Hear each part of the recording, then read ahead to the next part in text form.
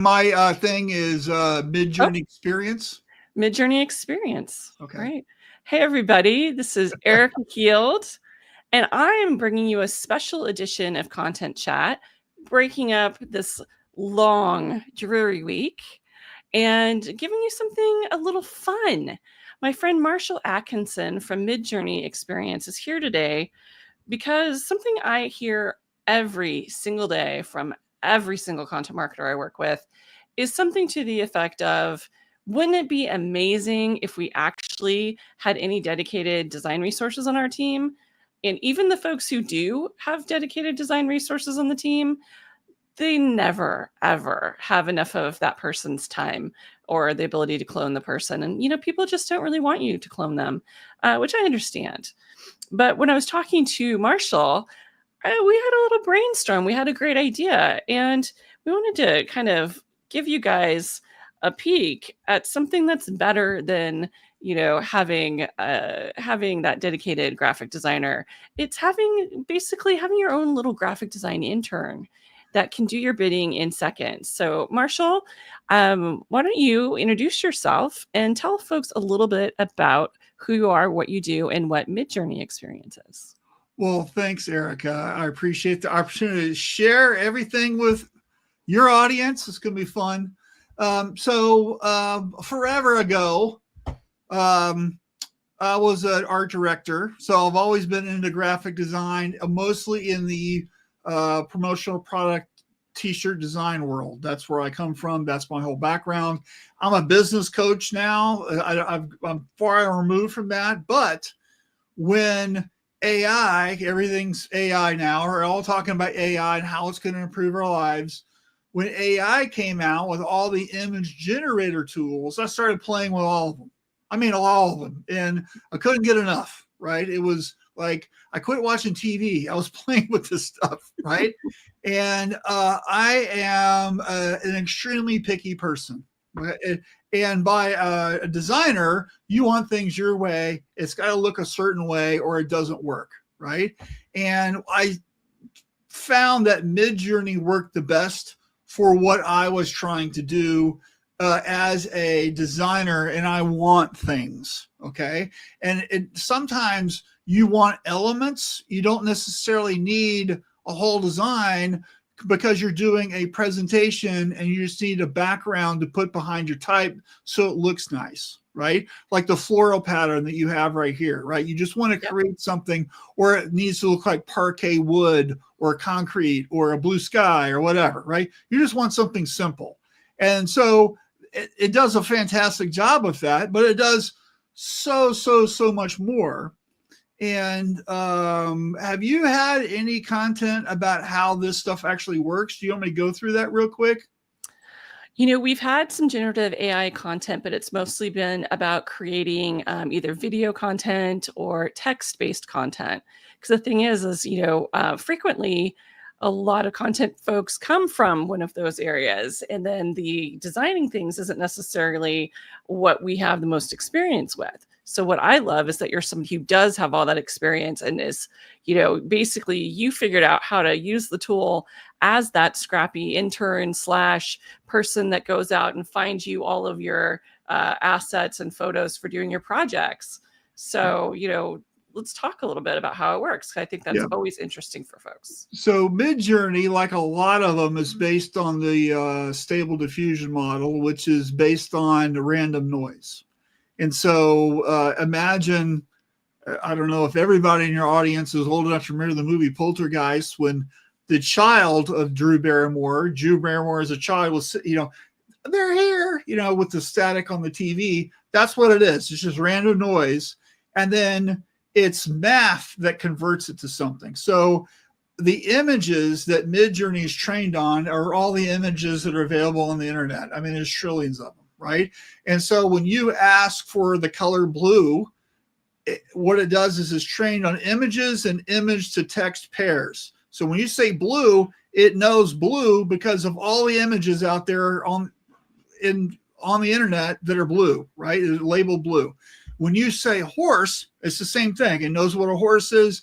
And when you say cartoon, it knows what a cartoon is. So when you write blue cartoon horse, it takes that and it uses a math algorithm to organize all of that random chaos into something. Okay. And it's not copy and paste like a lot of people think. It's just taking what it's learned and taking that noise and organizing it. Okay. And I like that you're sharing that, because a lot of people have an idea that because of the fact that some of these tools were trained on everything on the internet, including people's copyrighted IP, people have a concern that their AI generated images could be stolen from somewhere else. So that's a really good point to note that they are in fact generated using math. They're not copied and pasted. Like, no one's come onto my website, stolen one of my pictures, and is putting it up into a generative AI. Yeah. So let's think about, before AI, right? I'm a t-shirt designer. If I was to do something for an animal shelter, right, and they want a series of t-shirts, they want a dachshund and a Jack Russell Terrier and some sort of crazy poodle, right? I don't know what those dogs look like. I go to Google or a encyclopedia of dogs and I look them up, and then I'm going to draw that photo of that dog, right? That's how everybody did it before. Yep. Now you could just type it in and bam, there it is, right? And it's because I don't know how many images of Jack Russell Terriers are on the internet, okay? There's probably a lot, because if we used it, it would come out just like a Jack Russell Terrier. And that's what's really great about it. It's not taking your picture that's on your web page and using it for the thing, because that's such a tiny little sliver statistic. I don't think you can even calculate it. Okay. And images of people, right? Some do better, some do worse. If you put in John Wick, it knows exactly what John Wick is. If you put in my name, you're not going to get anything. Okay. And, but it doesn't do everything, and it doesn't do everything well. Okay. If you're wanting to make memes, okay, the new ChatGPT thing is fantastic for that. Okay. I would not use Midjourney for that, because that's not what it's built for. Yep. And so I want you to think about ChatGPT, that new platform that everybody's making little action figures and the Ghibli Studio stuff. Okay. That's more like graphic designer style stuff. Right. And that does a good job. Ideogram does a good job with that. There's another platform. I can't remember off the top of my head that does a good job with that. Midjourney is more about creating art. I mean, real looking, really nice stuff that you can use. It could be a design. It could be a background. It could be a photo. It could be lots of things, right? And a lot of designers are using it to iterate really quickly. And Midjourney just came out with a new upgrade recently, version 7. And later, when we start showing some stuff off, I'm going to show you voice activated prompting, which is going to just blow your brain right out of your head. And it's so fun. You can't stop playing with it. It's just so, but anyway, so that's kind of the overview, right? And, do you have any questions about it? Can we start showing some things? What do you think? Let's start showing some things. So, as you know, I'm writing a book, and I'm also, every year I have speaking engagements. I go to conferences, what have you. So, what would be something we could do to promote the book that I'm, the fact that I'm going to be going to like Marketing Profs in Boston, Content Marketing World in San Diego, and CEX in Cleveland as part of my speaking and talking about my book on content governance. So how about we work with that as our premise? Sure. Right. So we got that set up here. So this is the Midjourney Alpha site, which is what I use. Midjourney, when it first started 2 years ago, was based on Discord, and you can still use it with Discord. And I don't like that, because to me, frankly, it's too slow.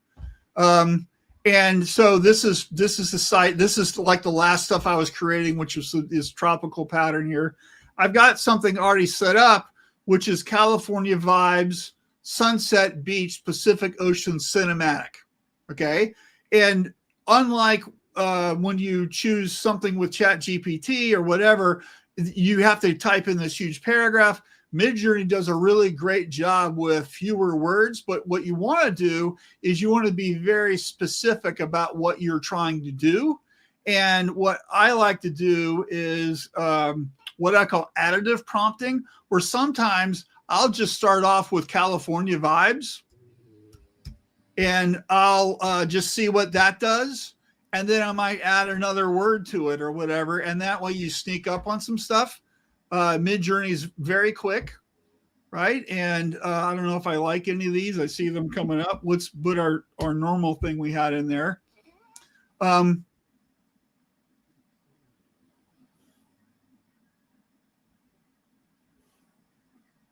And this is the prompt that I talked about a minute ago, which is California vibe sunset, Pacific Ocean, blah, blah, blah, right? Now, yep. I also have, we can control things by adding more words. Like we want it to be an illustration. We want it to be a watercolor. We want it to be tourism photography. We want it to be a drone photograph, right? All of those things are going to give you a different result, right? You're wanting something that you could use as a poster, right? Mm-hmm. So imagine your logo and your type and whatever, right? Putting on this. Maybe you want more buildings and less beach. I don't know, right? So let's do this. I also have there's a thing called style references. And for those not using Midjourney all the time, a style reference is it's kind of like a secret code. There are about 4.5 billion style reference codes. And I've got a huge spreadsheet of these. I'm always playing around. And if you start using Midjourney, a real fun thing to do is to use your phone number as a style reference just to see what that is, what that's going to punch up, right? But some of these, they all have different looks. And I chose all these different numbers just to see what type of style you, Erika, might like, okay? So real quick, this method is called power permutation. So I could do these one at a time, which is really slow. You saw how that worked, right? Or I could put a curly bracket, which is that keyboard button right to the right of the letter P, right? Curly bracket, you put the number in with a comma, so it's comma separated, and you can do as many of these as you want. I've got 1, 2, 3, 4, 5, 6, 7, 8, 9, 10 different ones to try. And we're going to go ahead and throw those in. And what's going to be really fun here is they're all going to look different. Some are photographic, some are graphic, some are whatever. And then these at the bottom, these are just the prompts without the SREF codes. And you can see that we're already getting some different looks. And some are more graphic oriented. And they all have different color palettes. I mean, look how cool this one looks, right? That'd be awesome for a poster. And so would each one of these different images that you've generated have their own SREF codes that were attached to them? Yeah. So how you discover SREF codes is there's a whole little process you can do. Look at this, like the moon's crashing or something. But so an SREF code, we'll just do one for discovery. So you just hit a punctuation mark period and do SREF random. Whoop, I can spell it. And then it's going to give you, you know what? I got a mood board on. No wonder everything's looking weird. I didn't want to do that. You know, one of the problems sometimes with Midjourney is you forget you turned a control on. You know, let's do this. Let's copy this over.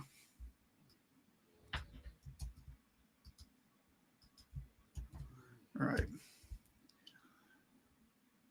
The mood boards is something a completely different subject, right? So here's our SREF, right? That and this is this kind of art aesthetic. So all these numbers are tied to a different art aesthetic, right? So this one, which is, you know, red, very red and blue looking, right? this kind of like a rock and roll poster kind of style, right? Look how cool that looks. Yeah, very vintage. Yeah, and so that's tied to see this number right here, Mhm. 3592395 100. That is this style. And then if you look here, this is a different number. This is this style, right? Which is more tourism photographic, and this one's more pen and ink in watercolor kind of a look, right? And I don't know why, but California vibes always give you a VW bus. Blame the Beach Boys. Yeah, and then this one's got this kind That's of like cool.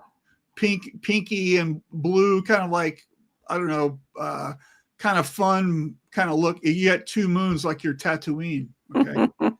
And then this kind of has a comic book look, right? This one's kind of like a blue ink pen scribble look, right? And now, so when you were thinking about posters, right? Imagine your logo. And what I like about some of these monochromatic ones is we put our color logo on it. That really pops because that's the only color on it, right? Yep. And so that's kind of a cool thing. Plus, this is really kind of really cool and sketchy, right? And then so think about, AI generated this in, 15 seconds or whatever it was, right? And the other thing I'll tell you is sometimes it gives you stuff that you don't quite like. And it's just as simple as there's an edit button here. We can we don't have to even maybe we take out this light pole, right? And then it'll edit it, and it only takes a couple of moments to edit. And it's super easy to use. And then so here, and then it always gives you 4 choices. So here's our edited one where we took out the light pole and changed the palm fronds a little bit. So this is what we did, right? So if we're like, hey, I like this one with the car with the 3 trees, but I didn't like the light pole and this weird little thing over here. Now we have something we can really use, and we didn't even spend a minute on it. Yeah. Okay.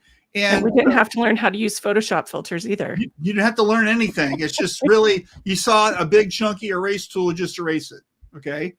And this is such a powerful tool. So let's continue looking at our different versions, right? So this one's kind of a vintagey engraved look, I guess. I like that reflection. That's kind of cool. If you were to put a logo here in the middle, you would get that kind of exploded look a little bit. And then this is kind of more of a silk screeny kind of print look. Again, this is an awesome kind of poster style. This is ripe for putting text on because there's not detail. It's big blocks of color, your logo, the name of your presentation, or the social media marketing or whatever. You could put all that on here and it's really going to pop, especially with like reversed out white kind of a thing, Again, this is ripe for stuff. Now this one has kind of a watercolory look, right? So really, and then what's really cool here, let me also show you this, is if let's say, hey, I like this, but I want this to be a banner. I want it to be 16:9 as the aspect ratio. We can do that, and then we can edit it. And what it's going to do is it's going to give us 4 choices, but it's using AI to fill in what it thinks is missing. And all 4 of these will be different. Yeah. And then generating it from all the possibilities. It's crazy, right? And then I kind of like this, whatever. And one of the things I like to do sometimes is I pick this and I'll do, hey, let's make a variation subtle of this one, but let's make one very strong. And now I just made 8 new images based on the one I like that are going to be slightly different or very different, but it's based on the one that I liked. And then this is kind of how you sneak up into things, right?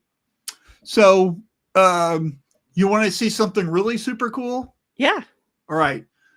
So let's say you're doing a presentation and you want a background. What would you like? Some wood? Would you like linen? Would you like concrete? Would you like metal, steel? What type of, imagine an image behind your type. What would you Marshall, want? you know that I would want pink flowers or black flowers. Okay.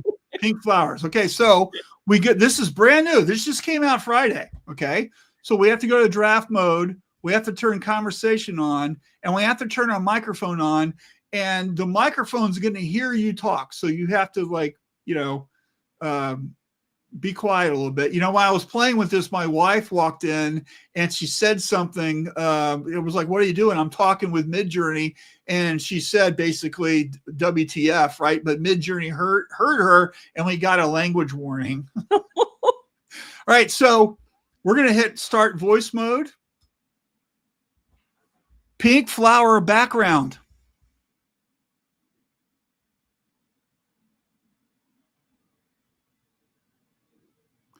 Pink flower background graphic design.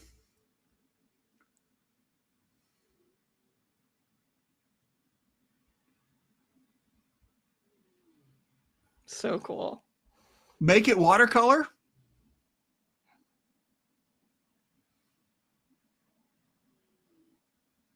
I think it heard you. It's trying to figure it out.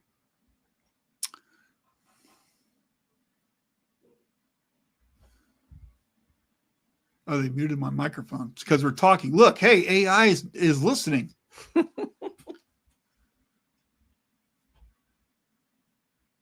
Add sparkles.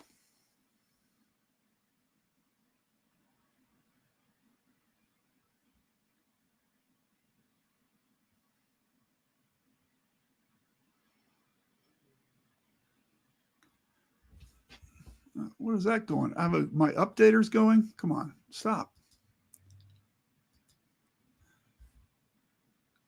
Pink azalea. Pink azaleas. Hold on, my microphone's muted again. Pink azalea watercolor.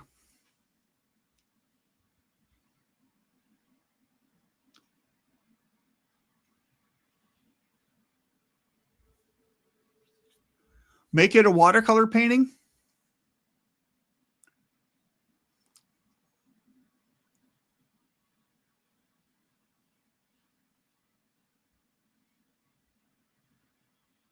Make it a watercolor painting. It didn't.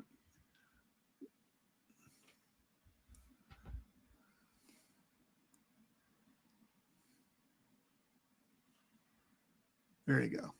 All right. So anyway, see how that works? Pretty amazing. That's super fun. It's super fun. Yeah. And you could do all kinds of crazy stuff. Like one of these, let me do this one. Let's pick this one.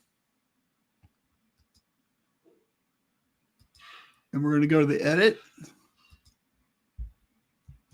This is one of my favorite tricks. And we're going to, I like to, what's the prompt kind of a thing. And then pink flower illustration, blah, blah, blah, blah. That's great. And that's how Midjourney sees it, right? But what we're going to say is flower photography, close up, high contrast, magazine cover style. This is one of my favorite things to do, is to take a drawing and make it into a photograph, and you can make a photograph into a drawing.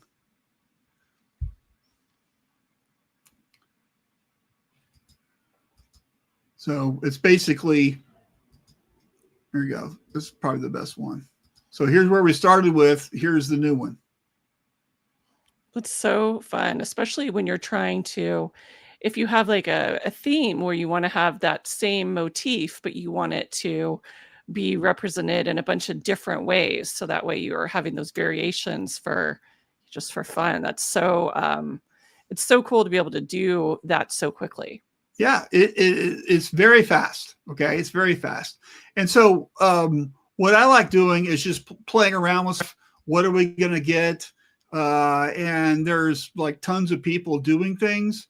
I know that I've talked to you before and you're a big fan of sangria. So we're going to make a sangria poster also. So let's do that. Now, I'm using the same SREF codes just so we can have some comparison. And then I always have to check my settings because it always goofs things up. It's like Photoshop. There's so many bells and whistles. Sometimes you forget what you've got on. And then it's, so we're doing picture of sangria, outdoor cafe, California vibe, right? And so this might be something you would see on a menu, okay, or whatever, right? And so we've got 10 different types of art styles, and we're done, right? So this one is kind of more of a poster style. Remember, we had that with our beach scene, right? Yep. And for some reason, I don't even know if these are real Japanese cuneiform letters, but they're there, right? And this is more of that photography style. Here's more of that pen and ink watercolor style. This is that pink and black one. And now it shows to do not a drawing, but of a photograph, but it made the drawing in the background, which is kind of fun, right? You never know what you're going to get. This is that comic book style. Oh, I like that one. Now, I want you to imagine your text, your type, your logo on top of these, right? Which I don't know what reflects your taste or your style, right? It's just, and there's like millions of these we could do. I mean, it's just like, it's crazy. Okay.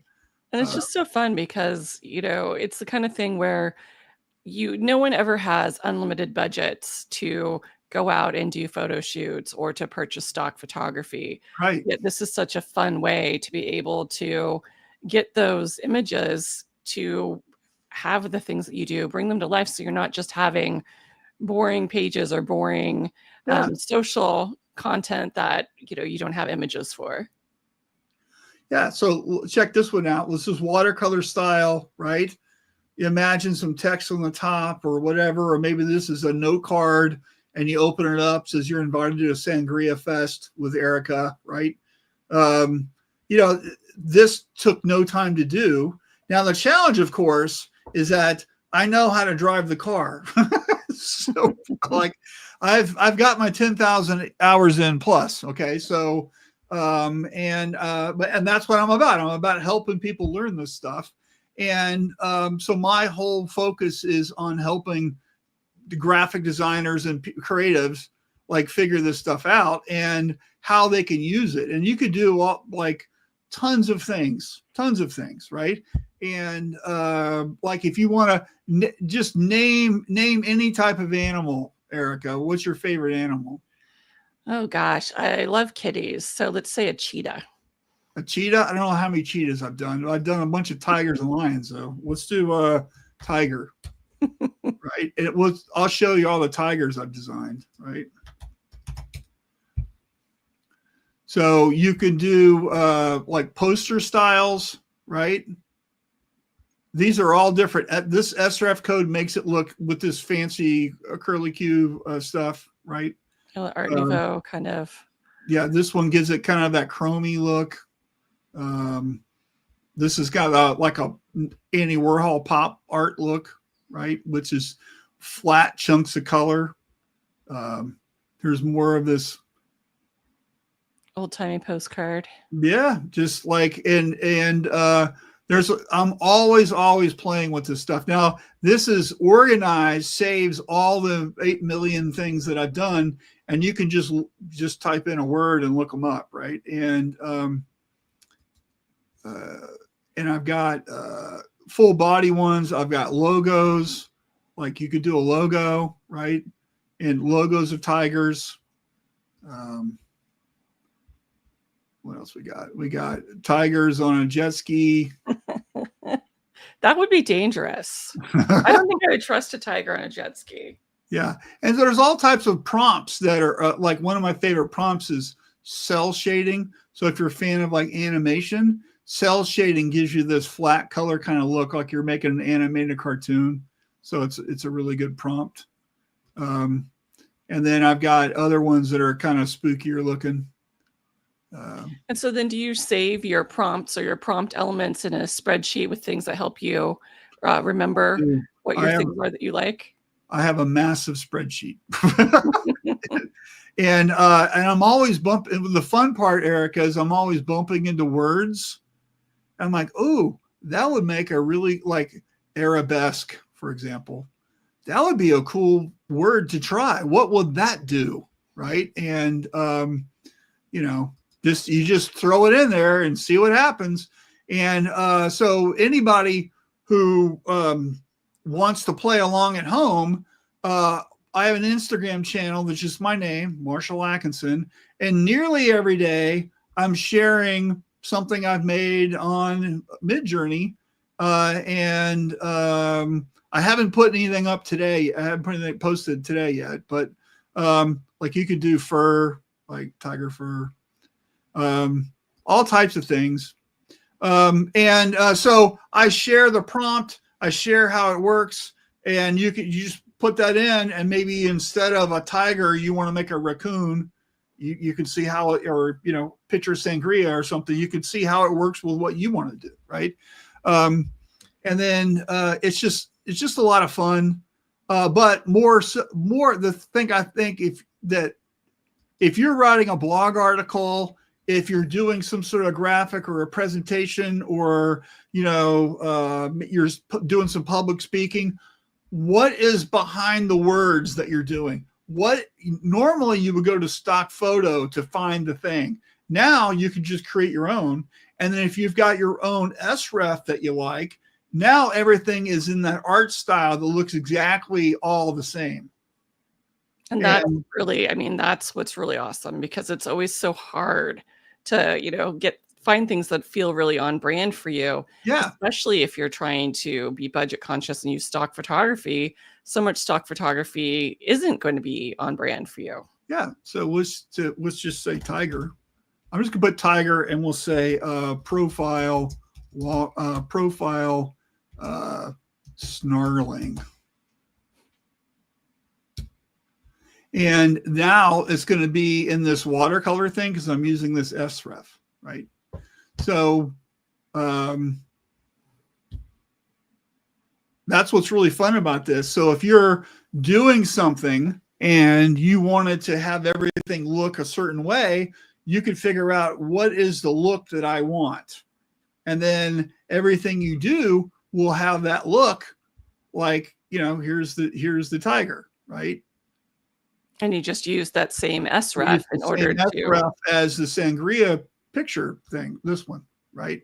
Which is this watercolor, you know, real splotchy, no real detail, kind of fun kind of look, right? And so maybe you like this, and you know what? You go, hey, I like the black over here, but I need it to be a little whiter, right? So you could do, like, if you wanted to drop some type in over here, right? You could just do this and make your image a little bigger. And sometimes it'll go all the way black, and sometimes it won't. So, you know, it has a mind of its own. We'll just put it that way. Okay. But we got more of a space, right? So yeah. These are already done. So you could also re-edit this way, right? And if we wanted to make it square,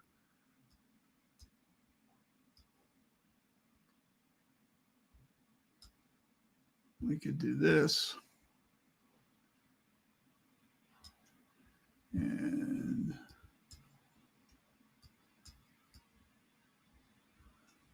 maybe we'll force the issue a little bit. And that's always fun, right? Now, here's what I tell you that Midjourney doesn't do a good job with. It doesn't do a good job with type. It just doesn't.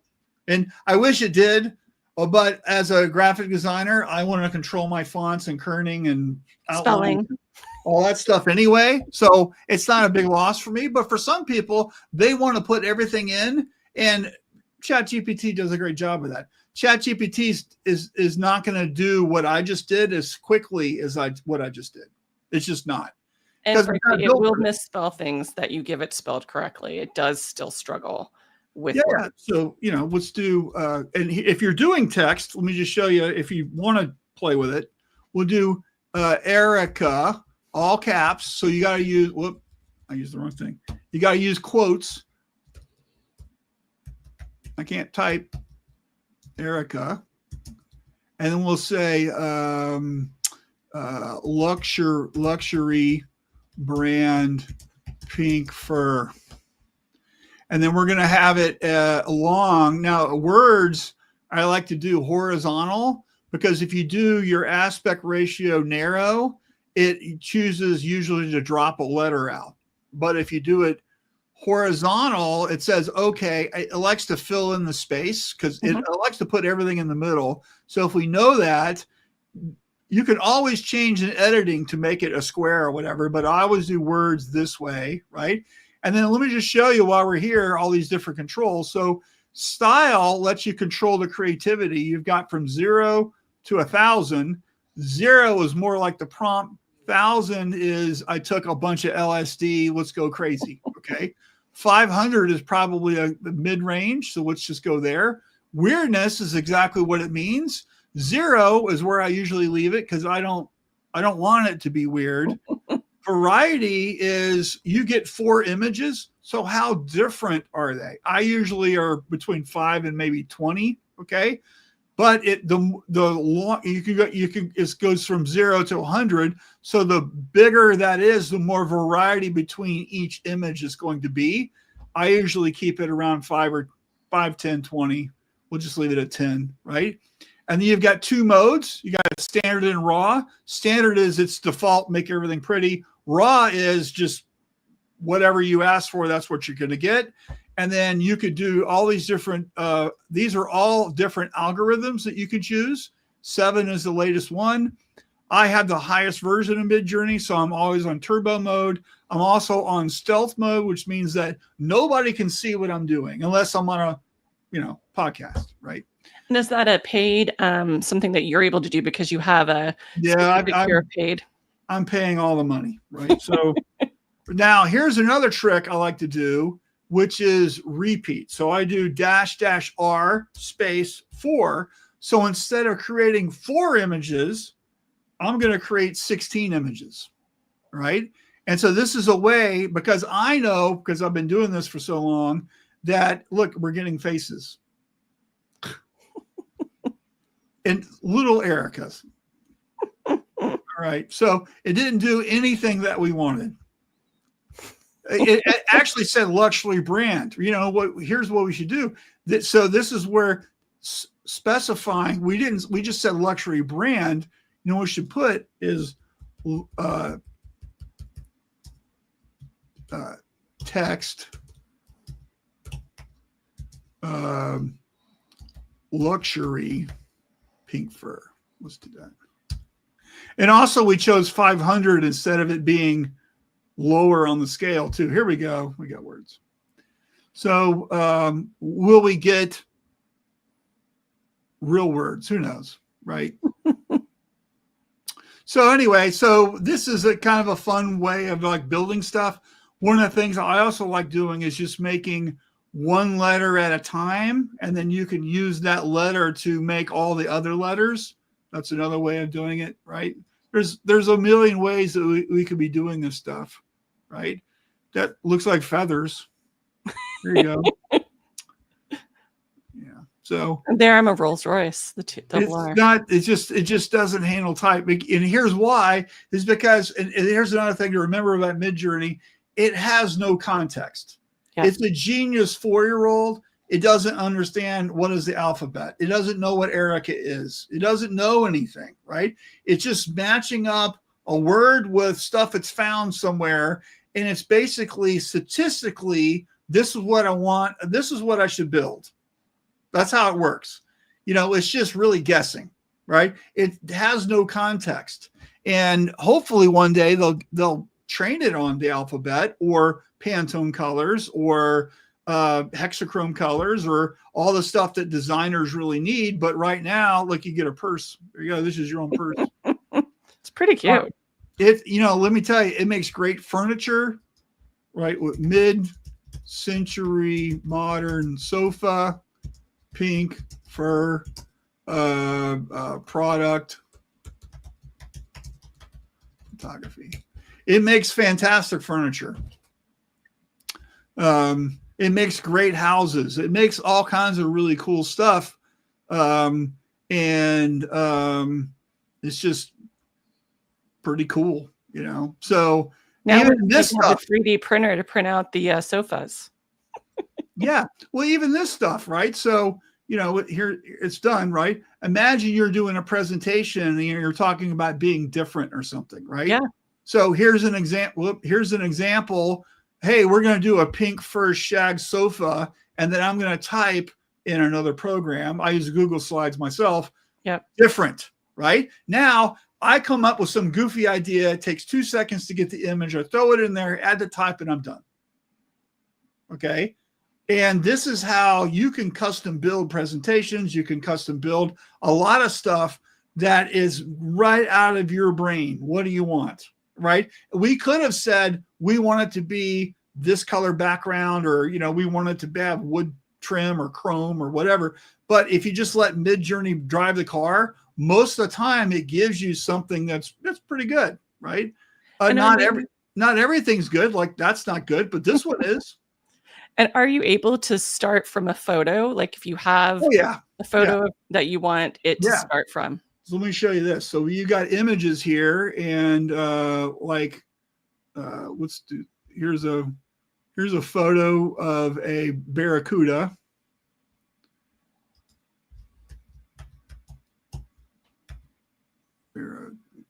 Barracuda. Ocean. Coral reef. And so we're using this, and we're using the image, right? So if we want it to look more like our image and less like what Midjourney has, we can dial that in with the image weight. And your image weight starts at 0, ends at 3. So when I say image weight 3, it means really use my photo, right? If I had like 0.5, it's going to use the prompts more than the image, but the image will be based on the thing, right? And so here's our barracuda coming, right?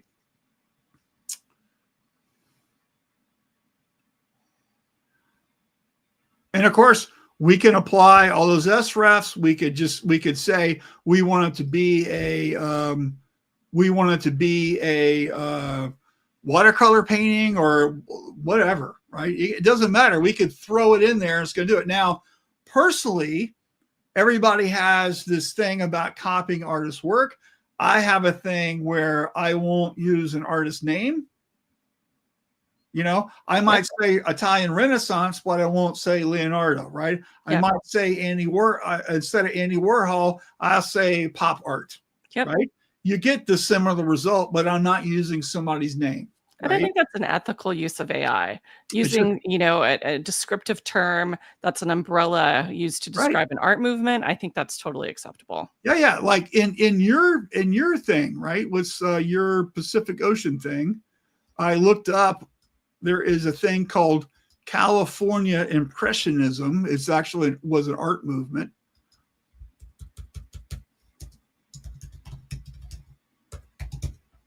Right. And let's do it without any SREFs or anything, just to see what we get. Deal? Okay. And let's do a poster. And let's do that. And let's back this down a little bit. And just for the hell of it, we'll make it weird 200. Look.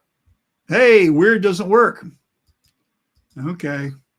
By the way, the version 7, a lot of the last versions haven't ported over yet because they're still working on them. So, guess we won't be using weird. They said California is already weird enough, Marshall. Yes, it is. Any weirder.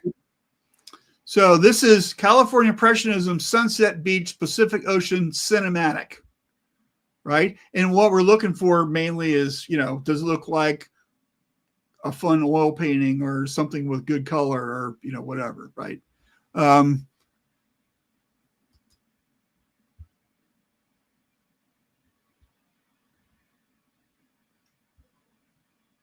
That looks cool. I like that one. It's pretty. So there you go. Here, you're going to be in Cali. Meet me for sangria, right?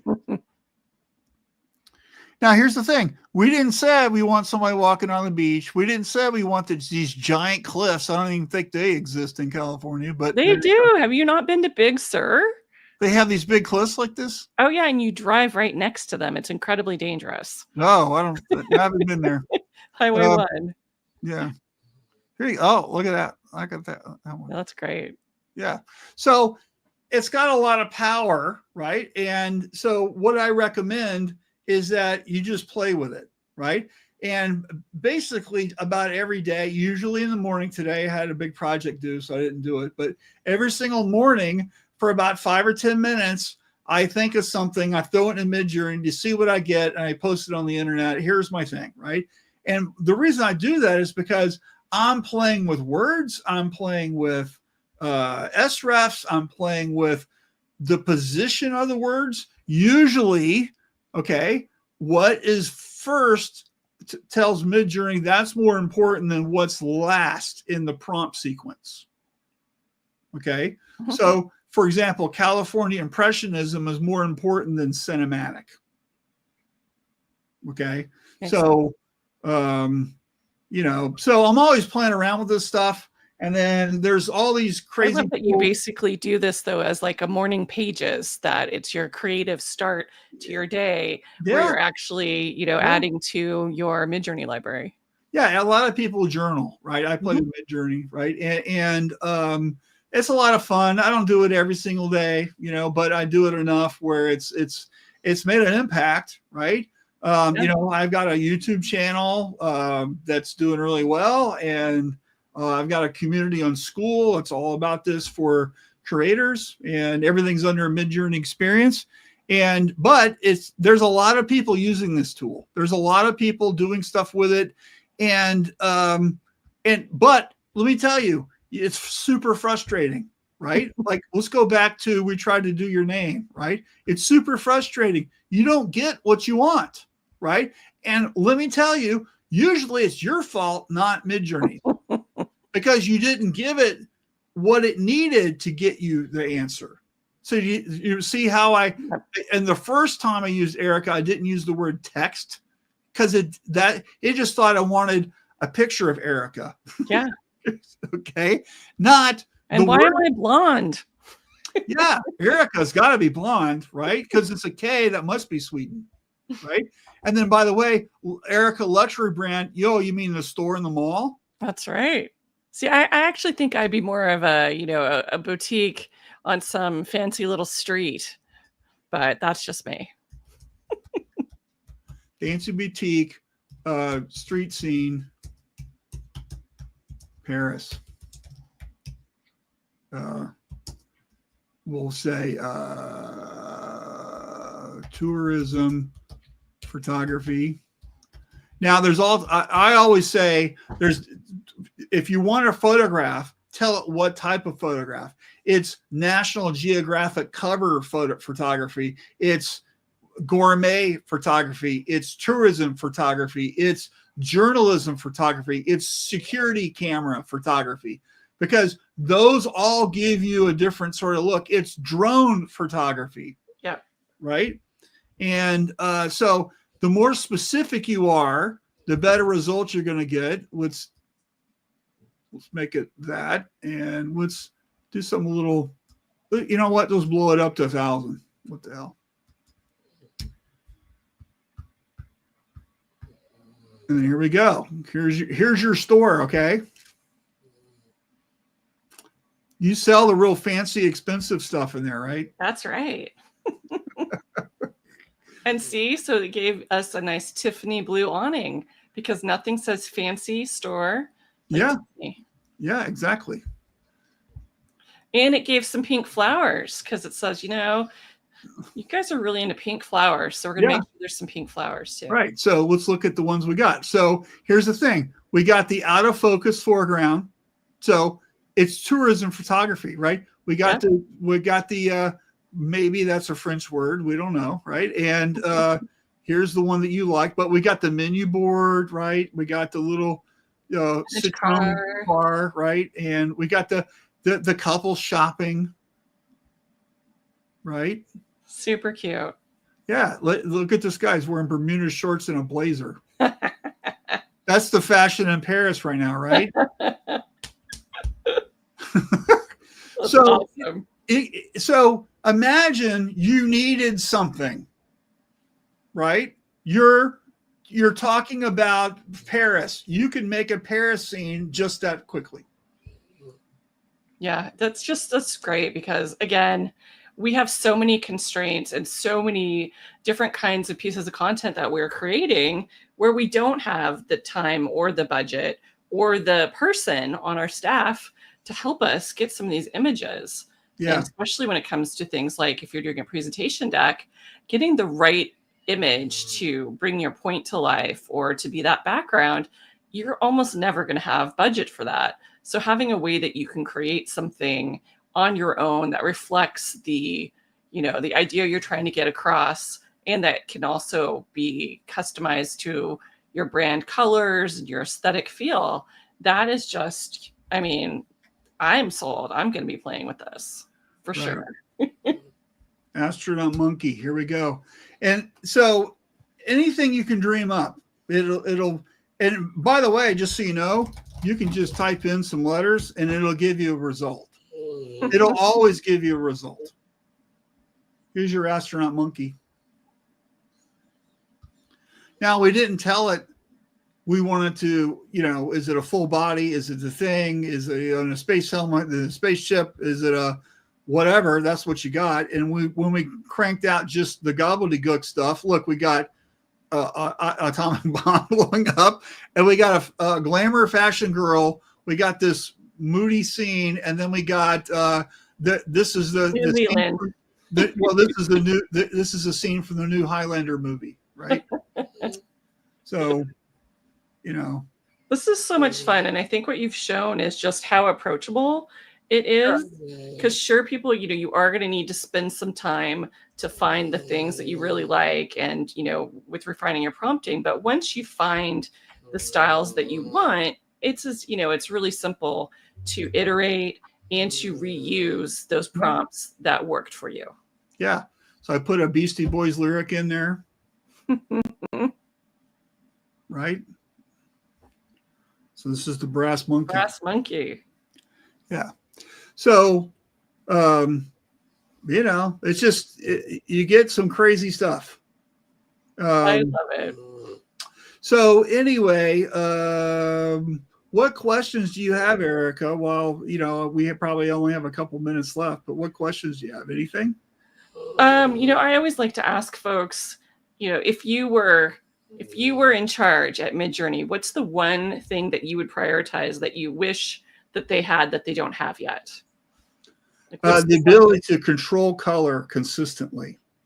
So I want them to be able to use a hex color because that's what we do online.